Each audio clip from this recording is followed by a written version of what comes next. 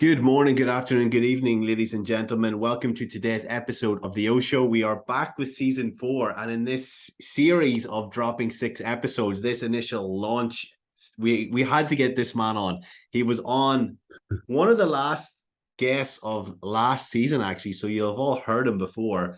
And since then, me and him have become good friends, and he's helping me with my business, and he's helping me with a few other aspects. So I do not need to introduce this man. He's been on before and he's an absolute legend of the game. But welcome, Mr. Charlie Johnson. How are you, mate?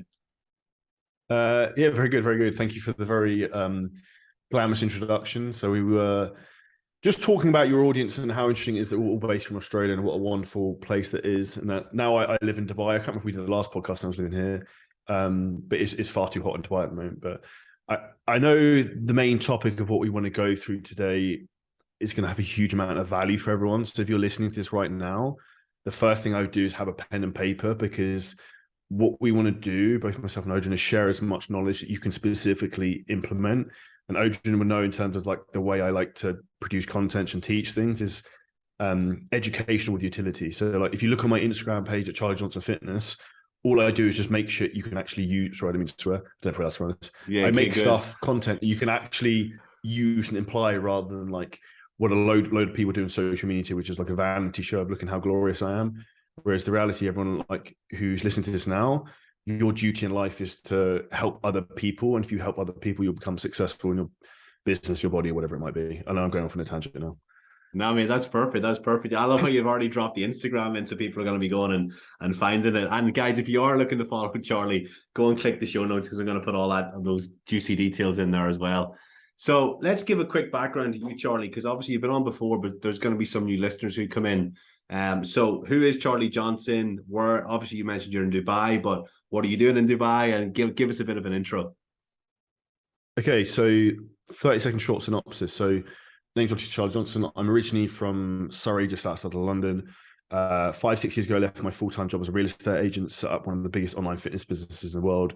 We've worked with over 8,000 people and transformed their lives, been featured in Men's Health, Forbes, Muscle and Fitness, and a load of other good stuff. Then moved to Dubai, had a wonderful time. Business continued to grow. I now help other fitness professionals build their businesses as well and have more impact and income with another business called Seven Figure Scaling Systems. So if you like business podcasts and talking about stuff like that, if you look on YouTube, Seven Figure Scaling Systems, we've got a podcast called the Physically Jacked, Financially Stacked podcast, which Odin will have to come on as well as a fitness podcast, which is the Shredded Show. And that's a short synopsis for me. So I'm like your average Joe who took a risk and learned the secret in life is this one very simple thing, is coaching. Because coaching is the shortcut to get from where you are right now to where you want to be. So if you're listening to this right now and you're not happy with your body in terms of the way you look, the way you feel, the energy you have, your libido, whatever it might be, Odin has the shortcut for you to get there. I have the shortcut for you to get there. Because, and I'm not saying that facetiously, because the reality is it's true. Because if you go to someone who's done what you want to do, that's how you do what they do. Because like they can help you navigate the icebergs that are laid out in front of you. So you're not like the Titanic that hits them and sinks, that you can actually swerve around those and get faster progress. And that's what we're going to talk about today, and some of the information we're going to share to help you not make huge mistakes in your fat loss journey. 100%. So speaking of coaching and how that is the spearhead to great results, what in your opinion makes a great coach, Charlie? Now, obviously you're a good coach in the fitness area, you're a good coach in the business area, so you've obviously cracked the coaching code, but what should people look out for in a good coach? For me, the first thing to look at is the number one thing. So like, put it like this. You wouldn't go to a painter, like a painter and decorator, when you're getting stairs built in your house. You'd need a carpenter, right? Yeah. Like, so what do I mean by that? Is that if you want to look a certain way and you want to be in really good shape, it's probably a good idea to go to someone who's done it themselves. So they're actually true to their values. And then they've also done it with other people. In my opinion, if someone has those two things, they walk the walk themselves and they clearly demonstrate they do it with other people just like you, they can help you. And where you want to be aware of is people who respectfully are like 70 kilos sopping wet or slightly chubby fat, who are trying to sell you fitness programs who've never actually been shaping their life. Now, I'm not saying that fitness trainers have to be jacked and shredded with like veins coming out their eyeballs all year round. I've been there; it's not fun, and it's fun for a short period of time, but it's not like you don't do that all the time because you'll lose your mind very quickly.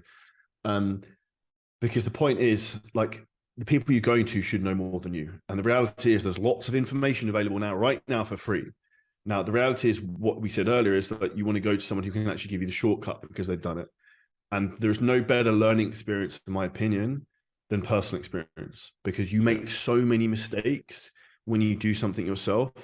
And even I find that now with business, I'm like in my third business, I'm like, I everything's so much easier because I'm not making mistakes maybe with the first and second one. And it's the same thing with when you know, with like getting in shape for the summer or like getting shredded. Once you've done it once or twice, it's quite easy because you know, like, okay, every time I cheat in my diet, it slows down fat loss. Who would have thought it? But like, it makes a difference. And that's the reality, is you don't know what you don't know. And if you can go to someone who knows what you don't know, that's how you get to where you want to be. Absolutely. Absolutely. And I think that to summarize what you're saying there, it's like, you know, it's not that somebody needs to be in tremendous shape. Somebody could have all the knowledge to get somebody in shape, but when you've got that knowledge, plus also the understanding of what it takes to get in and stay in that shape, then it's going to be an easier coaching journey for the person, because that coach knows exactly what you're going to feel at every step when you're going through your own journey, right? And you took the word out of my mouth then. And this is what people have to understand. And you can look at all the theory and case studies and fucking experiments you want and research, but people are people. They're psychological animals that are not robots. So we have to understand there's an element of emotion involved. So, and the same thing when it comes to business, you're going to have different stresses at different levels and different things will happen.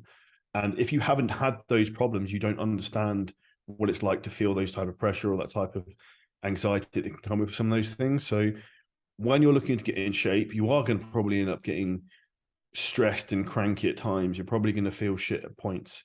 And when you've done that yourself, you know that's part of the process.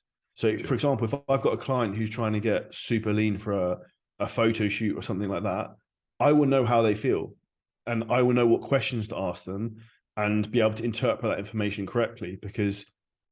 And it also comes down to knowing the individual client, because every person is different in terms of the way they think and feel. And for example, with me, I was going to say stupid enough that like, I'll just keep pushing myself. Like, I have to have someone coach me for like competing, because I'll push myself too hard.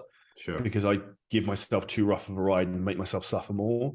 When the reality is I actually need to probably eat more and rest a bit more.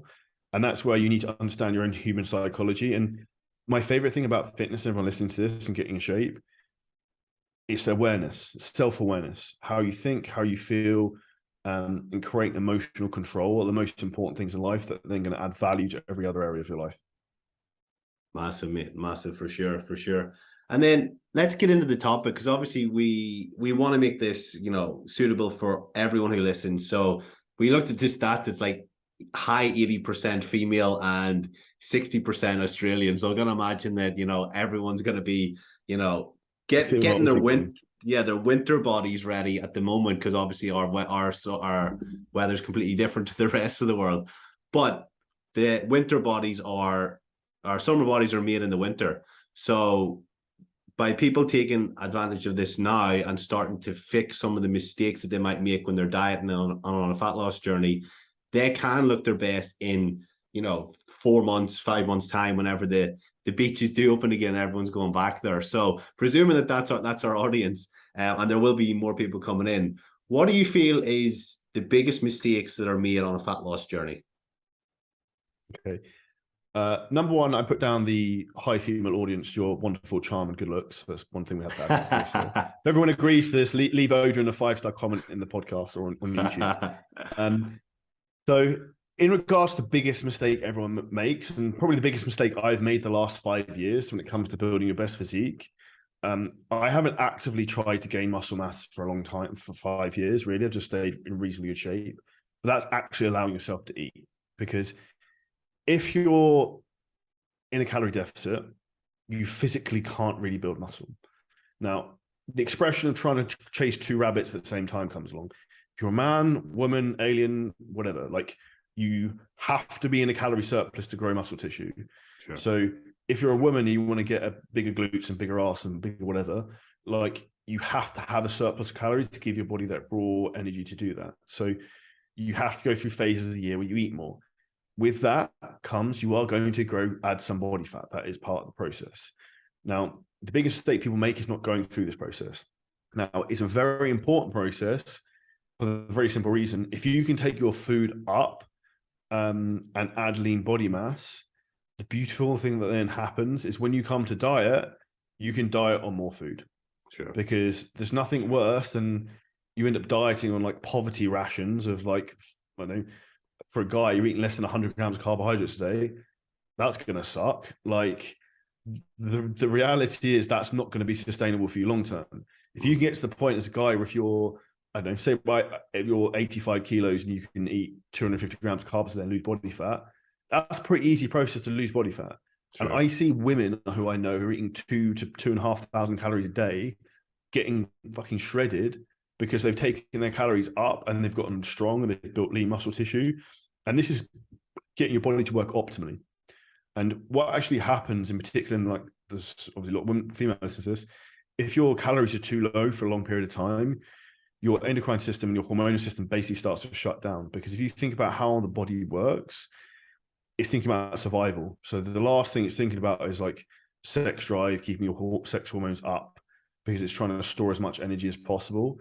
By storing as much energy as possible, it's actually slowing your metabolism down. So if you think about if you're on a desert island and you had no food, you'd want your body to slow its metabolism down to then survive, right? Which is common sense. And if you're on a low calorie diet for a long period of time, that's what effectively happens. And what happens when people come into this fat loss process is they don't understand this. They try and diet without already on low foods, and it's like you're screwed before you even start. And that's probably the number one biggest mistake I see over and over again.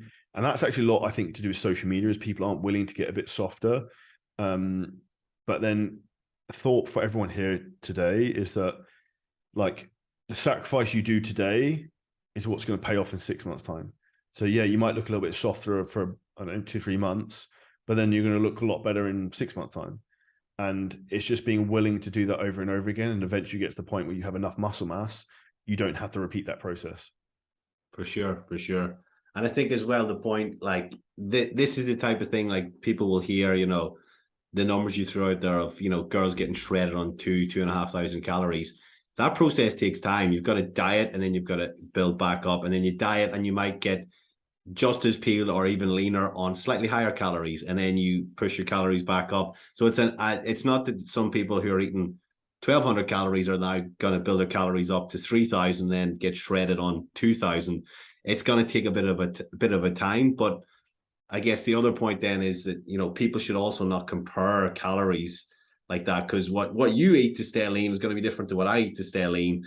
And, you know, I don't even know what your numbers are, but I don't really care either, because that wouldn't be relevant to me in any way, right? 100%. And that's like, we live in a world of comparison syndrome where they see, I don't know, like XY person's doing this as like, oh, okay, a lot of your listeners here are Hattie Boydell followers. You've had her on the podcast before. Sure. So I know Hattie really, really well. I used to work with Muscle Nation, and she is a phenomenal athlete, but she's also very genetically gifted. So respectfully, you're not Hattie. So like, she can do what she wants, but you can't copy her because she's someone else. And it's taken her a long time to build her body to that process, like we said, where she can run at those type of calories. Yeah. And it's the same thing for me. It's like we get clients who join our program who they're like, we ask like a photo of what they want to look like afterwards, and the photo of me shredded. I'm like, yeah, we can work as much as we like towards that, but like, that's probably not going to happen in 6 to 12 months. Like, you're just starting out, to be honest. Like, if I could do it that quick, sure. I'd have won the Olympia like a million times. And that's what people need to understand. That I think it's just understanding it's you versus you not versus anyone else. Sure. And it's like completely side tangent to, you know, the topic we're going on, but kind of related, I guess. Do you think that a lot of people trip themselves up because they have too big a goal at the start? Like sometimes I see people who come in who've got, you know, maybe 20 plus kilos to lose, and it's like yeah, which celebrity would you like to look like? And they're instantly like Zac Efron in Baywatch, or The Rock. Like The Rock at 53 is like 30 years worth of training and doing everything that he's done, and that's too big a goal for anyone to really compare to, especially somebody who's just starting a journey, right? Yeah, and I think this is what's important is, and I explain this like a flywheel, right? So the same thing that happens to business is it's hard to get a flywheel to move. But when you start to get to move, it gets momentum, it gets faster and faster and faster and faster. So what you need to think about, anyone listening to this right now, is getting quick progress and momentum at the beginning. Because the number one reason you won't see results if you're working with a good coach is this: you don't believe in yourself. And that's fact. Because what will happen is you don't believe in yourself, is you'll self-sabotage and you won't really try. Whereas the reality is, as soon as you see a little bit of progress, you're like, holy fucking shit, I can do this. And I remember the first time when I was like 26, 27, I got proper abs and I did a photo shoot. I was like, holy shit, I can actually do this. Like, I just have to actually stick to the diet 100%. Like, I can't just do 60% and then eat what I want at the weekend, or do Monday to Friday and do what I want at the weekend. Because that's what people think, is that you can just do Monday to Friday, Saturday, Sunday, I can go out and get bladdered and do what I want and then continue the rest of the week. But the reality is it doesn't work like that. It's a compound effect of the daily actions you take. And a really easy way to think about this is like with everything, whether it be your family, your business, your body, every single thing you do right now, anyone listening to this, like whatever you're doing right now, is either taking you towards your goals or away from your goals. So whether that's the food you eat, whether it's the people you surround yourself with, whether that's where you live. And when you start to think like that, it's very eye-opening. For sure. So what's next? What would you say was the other big thing as to why people maybe don't see the results they want to see? Okay, so something very simple to understand. When you're looking to lose body fat, when you are losing body fat, what you actually want to feel is this: you want to feel hungry. And let me explain why. So as your fat cells shrink, what happens, your body basically changes in terms of the way it releases hormones. Because what happens is your fat cells shrink, your body tries to trick you into eating more food. So it basically increases the hormone ghrelin and reduces the hormone leptin. So it makes you feel more hungry, because what's happening is what's called body set point theory. Your body's trying to keep its body weight where it's used to being. It doesn't want you to drop 5 kilos of weight. It doesn't want you to drop 10 kilos of body weight. It doesn't want you to be sub 10% body fat. So if you're in a position where you're starting to feel hungry on a diet, good, because that actually shows it's working. And this is a way to think about it. Often the worse I feel when I'm in a fat loss phase, the better I look the next day. Sure. And it becomes a battle of mental resilience. And mental strength comes from the ability to be able to control your thoughts and feelings. And hunger is a thought and feeling, really. A lot of it is an emotional attachment to food. So the more you can control that, understand the process, that's a really important thing. And if you just think about not caving in your diet and not suppressing to what I call the danger zone, which is generally between 6 to 9 p.m. in the evening, sure, people screw up their diet. Like, no one's raiding the chocolate drawer at 7 a.m. in the morning. Or if you are, I'm impressed. Like, that's when people screw up their nutrition. So if you think, okay, I'm getting home from work, I just need to not fuck up tonight. Like, just try and take it one day at a time, just not screwing up. And then you'll put yourself in good stead, and understand that, like, being hungry is part of the process.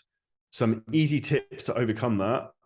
Number one would be going to bed earlier. Like, so if you find you end up snacking later at night, just go to bed. I find myself doing this before when I was like competing. It's like, I would try to go to bed because then I got to wake up and eat the next day. So I was like, if I go to sleep, I could eat. So then that works. And then the other one would be increasing like green veg with meals. And then thirdly, we often mistake hunger for hydration issues, not drinking enough. Sure. So I'll drink a lot of like fizzy drinks, like sparkling water, with like sugar-free squash and things like that to try and fill myself up. And just generally try and keep busier, I would say, is the easiest way to do it. But in terms of the biggest mistake most people make, that's it. They think they're dying because they're slightly hungry. It's like, if you've got if you've got more than 6% body fat, you haven't got an issue that you're dying from lack of calories. The reality is it's a mental challenge. You just need to like like take your balls out your purse and deal with it a bit. Yeah. Is that a John Meadows saying, take your balls out of your purse? I think so. I might be Ben Pekulski. I spent a lot of time with both of them, so it's probably worth. Okay, yeah. I've done some work with John, and I'm pretty sure he said that at one of his seminars in Edinburgh before as well. Yeah, and So but that's the reality, the truth. And I even tell one story. Like I remember competing last year in October, November. I was probably the leanest I've ever been. I reckon I was like sub 4% body fat. I'd like pass out at 9 p.m. super tired. I wake up at 11 p.m. because my body was just hungry and I couldn't sleep. So I'd be awake pretty much all night because my body just wanted me to eat. And that's when you know you're probably pushing the envelope a bit. But the reality is, if you're just like a bit hungry and want to go snacking or stuff, just fucking stay out the fridge. So for me, I can't have dark chocolate in like the fridge door, because if I go in there, every time I open the door, I'll eat some. And I know it's like 100-gram dark chocolate, 100-gram bar of dark chocolate lasts about a day and a half. It's like 500-600 calories. But I can't buy it. Okay. Yeah, so that's a good tip. Obviously, don't have anything in the danger zone of you're gonna see it and you're gonna want to eat it, right? Whether it's the cupboard, whether it's the fridge, whatever it is, right? Yeah, that's it. Easy mistake. Keep out of sight, out of mind. Sure. And then in terms of that prep, obviously, because we've all been there before, and you mentioned the body fat set point there.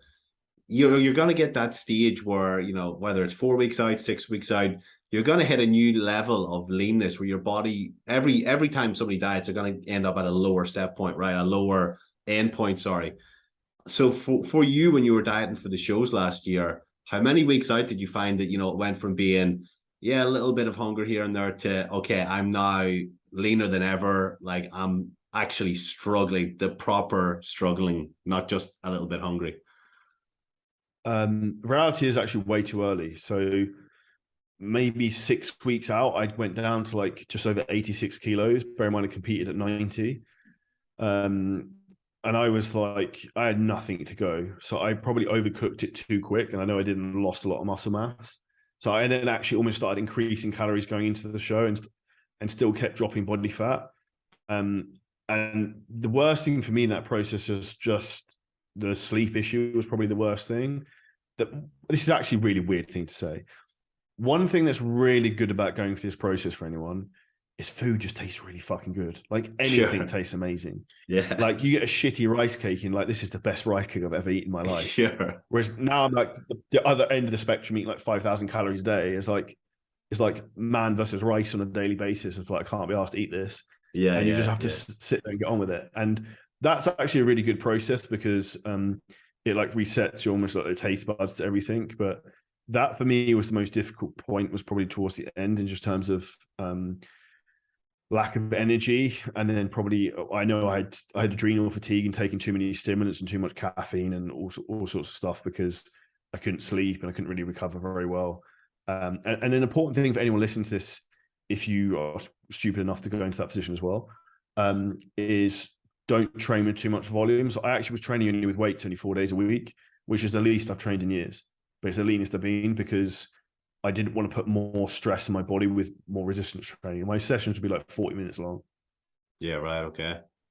And were you coaching yourself then, just out of curiosity, or did you have a coach? In that particular scenario, I wouldn't recommend anyone coaches themselves. And I will say this with all due respect, is you basically start to lose your mind. Sure. Because I look back now and I was like, I thought I was still fat. And I was like, dude, I can like see through my rib cage. Like there's nothing there. Like, yeah. Like I had like glute striations are like 6 weeks out. And then the reality is, you can't make informed decisions for yourself. And this is a really important thing for beginners as well. Beginners, intermediates listening to this. The problem with you coaching yourself, even if you're very experienced, is you obviously have an emotional relationship with the way you look. Sure. So your ability to make decisions are going to be based upon emotion, just not pure logic and experience, which is why like I've always been very good at everything I do in terms of executing. So if someone just tells me do X, Y, Z, I'm like awesome, let's do it. Whereas like I tend to overthink things and overcomplicate stuff. Or if you're also coaching yourself, it's very easy to self-justify things. Sure. So you can be like, oh, I'm a bit flat, I need to eat more. Or, oh, I'm losing muscle tissue. Maybe I should have 1,000 grams of carbs today, or eat this pizza, or whatever it might be. Yeah, sure. And then it's like, yeah, it's just a slippery slope either way, right? And that's where the most important thing for anyone listening to this in terms of why coaching, I'm such a big believer in it, for everything, is accountability. Because if you're working with Odin, if you're working with me, if you're working with whoever, no one wants to look like a dick and let the other person down. So you're going to be accountable to the person who's coaching you.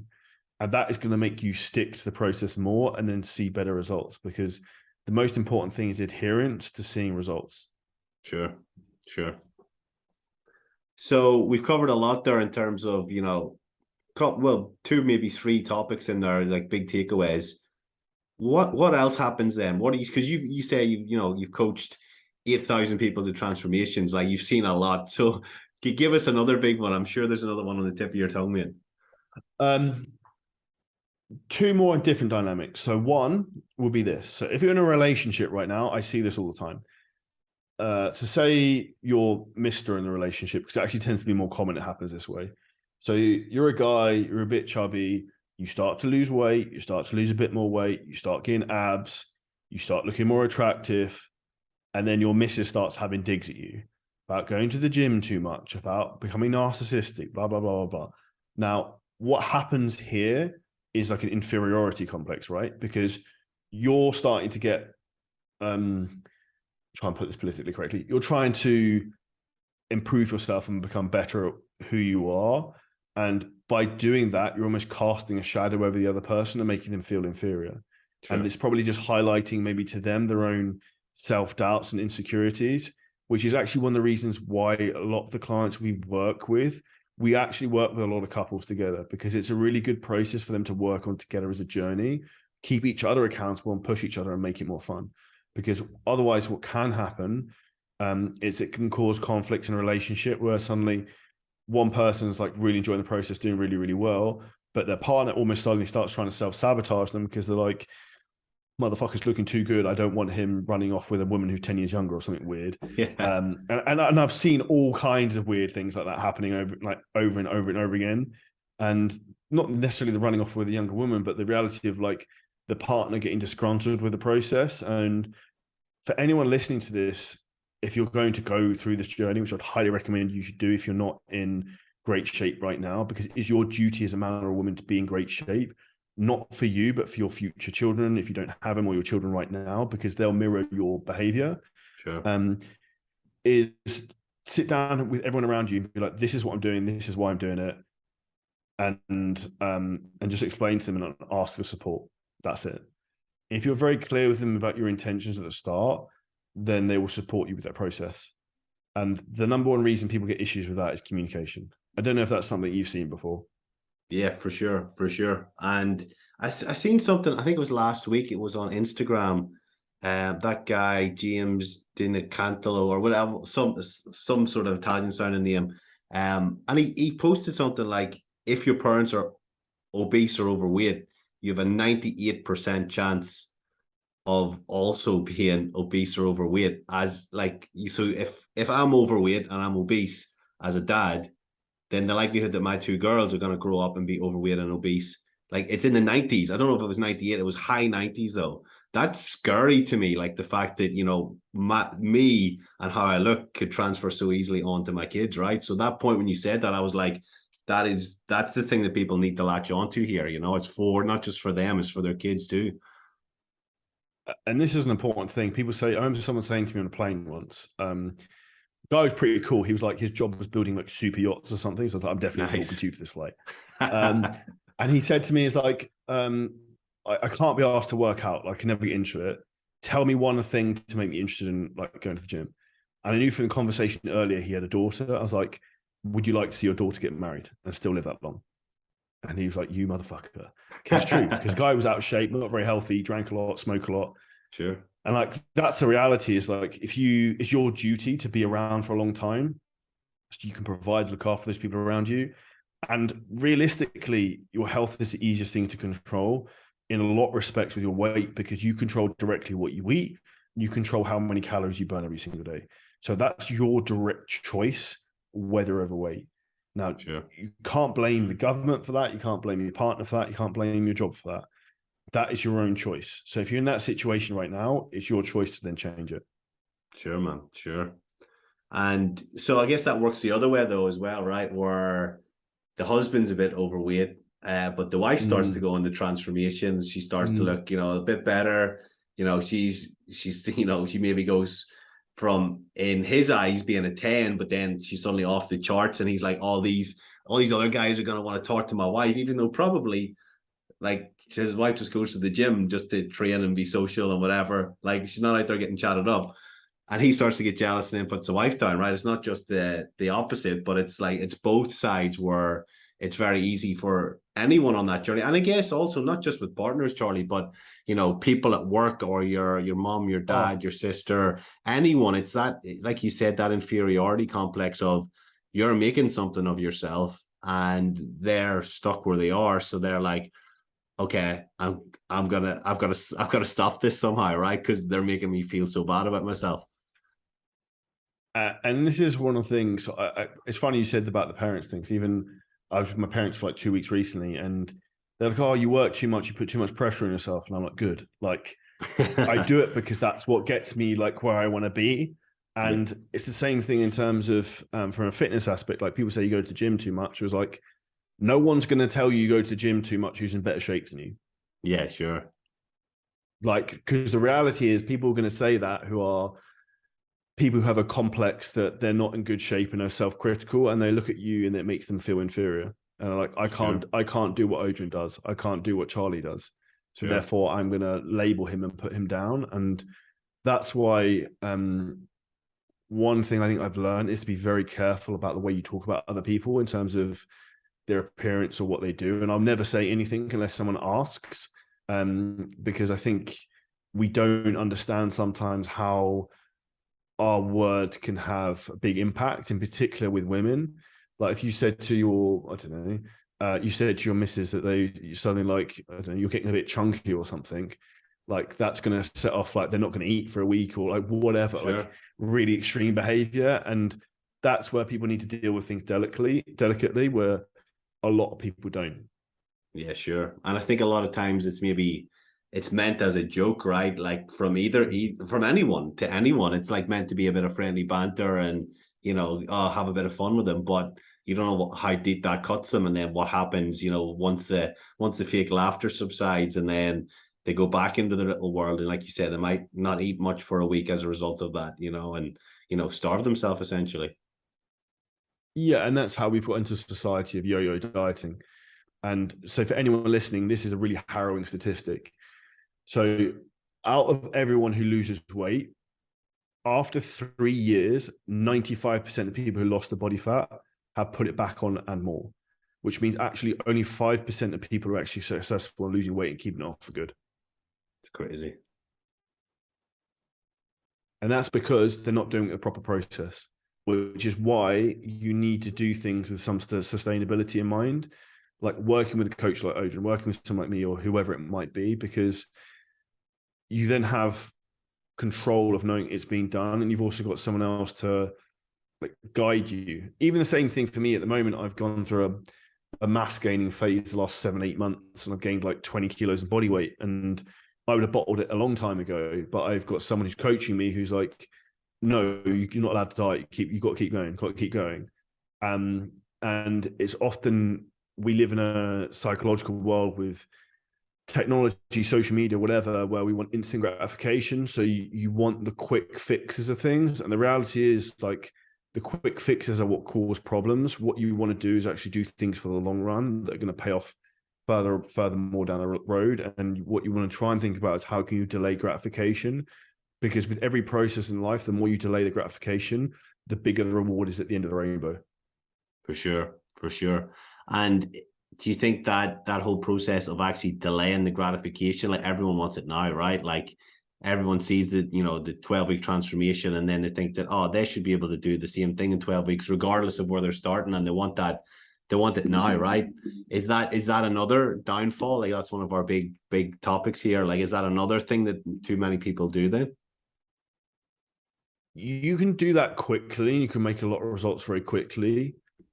but be warned that you need to control the aftermath of that, because, and it's like I say to people at times, like I could get pretty much anyone shredded in 8 to 10 weeks, but you're really not going to enjoy it.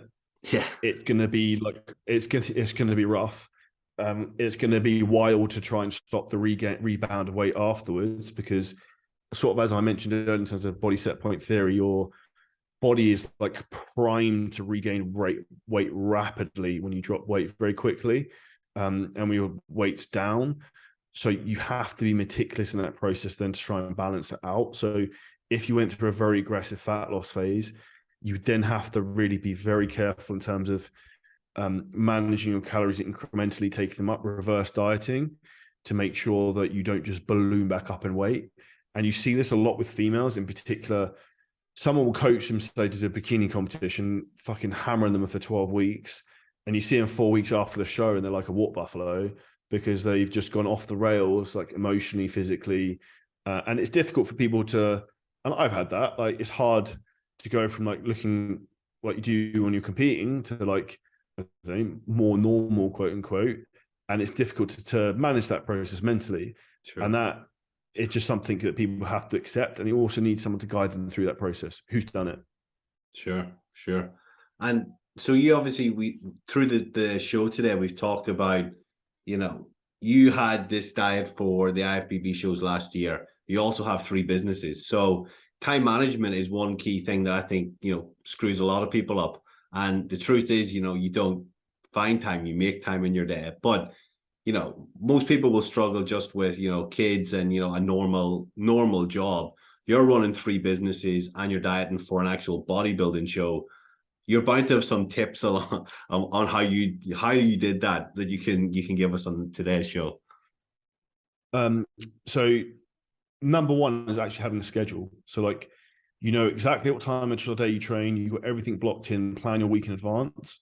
So I always train at the same time every day. So I train like 8:45 normally.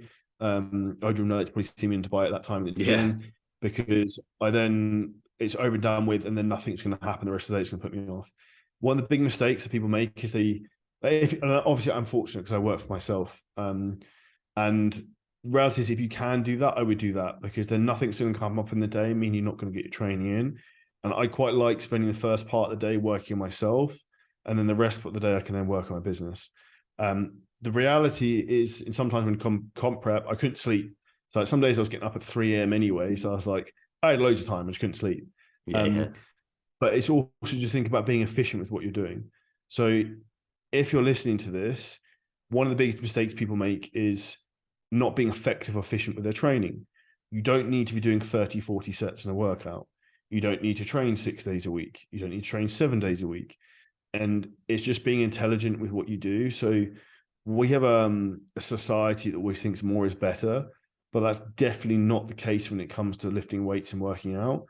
Better is better, not more is better. So if you think about the exercises I'm selecting, the way I'm performing them, and even listening to your body, like if you feel like turd, like maybe you should rest another day. Like I flew back from in Spain on Monday, whenever it was. Next day, I didn't get into like 3 a.m. Like next day, I felt pretty crap. Like, so I trained one day and then took the next day off because I don't feel 100%. So if you don't feel it, sometimes it's good to give yourself a rest and like just actively get that awareness for your body. But the time management thing just comes down into have a structured routine, train the same time every day. You don't need to be in the gym for 3 hours. You don't need to foam roll every muscle in your body like for 4 hours before working out. Like you're not going to break. Just be aware of what you're doing, do things to get the most bang for your buck.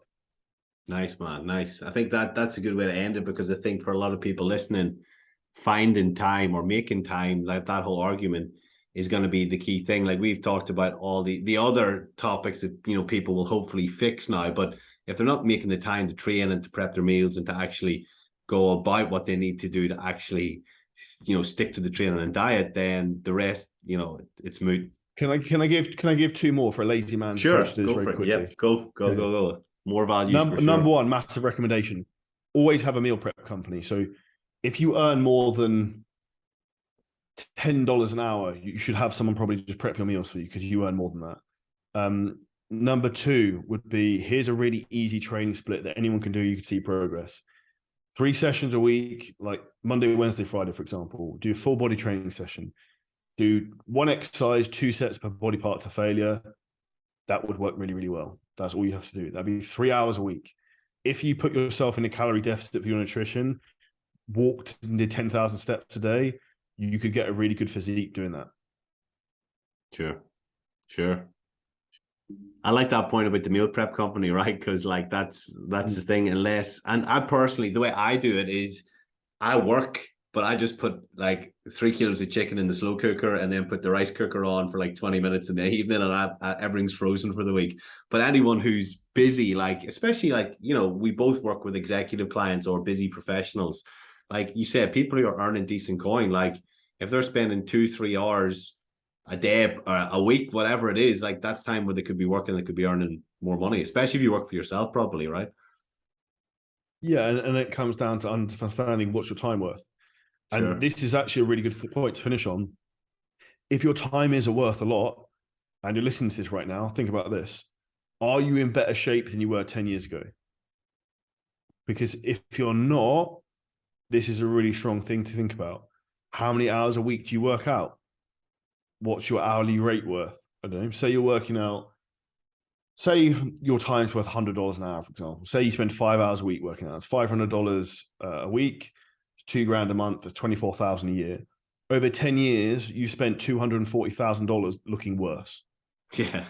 So the reality is you should go to someone like Odra and me or whoever who can actually get you an ROI on your time. Sure. And when you think about like that, it's quite a shocking statistic. You spent nearly $250,000 to look worse over the last 10 years. Yeah. And that, I mean, that's a massive bomb to end it on, mate. So love that. Love that. So loads of content in here, mate. And obviously the previous episode of People Like This, that was on, I'm pretty sure it was season 3, episode 12. So people can go back and get more of you. That was obviously over a year ago. You're in a different stage of life now. I think you're in Canada on a short-term trip then, or maybe a holiday. And now you're in Dubai and, you know, living it up, which is great, man. So I'll put the links below, but if anyone's on their phone and they're out walking or whatever, I want to just, you know, type it in Instagram. Maybe they're sitting scrolling now while they're listening. What's your username? How do they find you? And then what's the best way to contact you if they are keen on coaching? If you just check out Charlie Johnson Fitness on like every platform under the sun, it'll be there. And then you're obviously into podcasts if you're listening to this. If you check out my fitness podcast, which is just called The Shredded Show, I think we've got like 330 episodes. There's a lot. Nice. There's a lot of Hattie Boydell listeners. Hattie's been on there as well. So yeah, have a dive into that. There's tons and tons of value there. And then we've got loads on our YouTube, TikTok, Instagram, LinkedIn, Facebook. We've got a business podcast, which is on YouTube, 7 Figure Scaling Systems, and Physically Jacked Financially Stacked podcast. Beautiful. So what I'll do is I'll put in the show notes the link to your Instagram for fitness. I'll put the link to the business side if there's any coaches who want to talk to you about how to grow their business or improve their systems. And then I'll also put the links to your podcast as well, because like you said, I'm going to get on the show as well. And I'm going to have to urge everyone, you know, Charlie says he thinks I've got such a big female audience because I'm such a charming and attractive man. Now, if you agree, then you've got to put a comment up. I want to see the 5 stars in this box, actual review. Well, actually, I don't even care if it's a male or female. I just want to see 5 stars saying, I agree, he's charming, he's handsome. That's the podcast, mate. I'm going to leave a review now saying that. Yeah, that would be dream, mate. I'll keep doing this podcast every week for forever if I keep getting those right. Lovely, mate. Lovely. So thanks for your time, Charlie. I urge everyone to go follow Charlie. He mentioned his content earlier, how it's very applicable. It's also some of the most entertaining content probably on Instagram. It's I don't see much because I don't really scroll much, but it's definitely somebody whose content I enjoy to see. Like whether it's different analogies, different tips, or different frameworks, it's always useful, mate. So keep making that content. Everyone go follow Charlie. And thanks so much for your time today, Charlie. I appreciate it, mate. Pleasure. Thank you.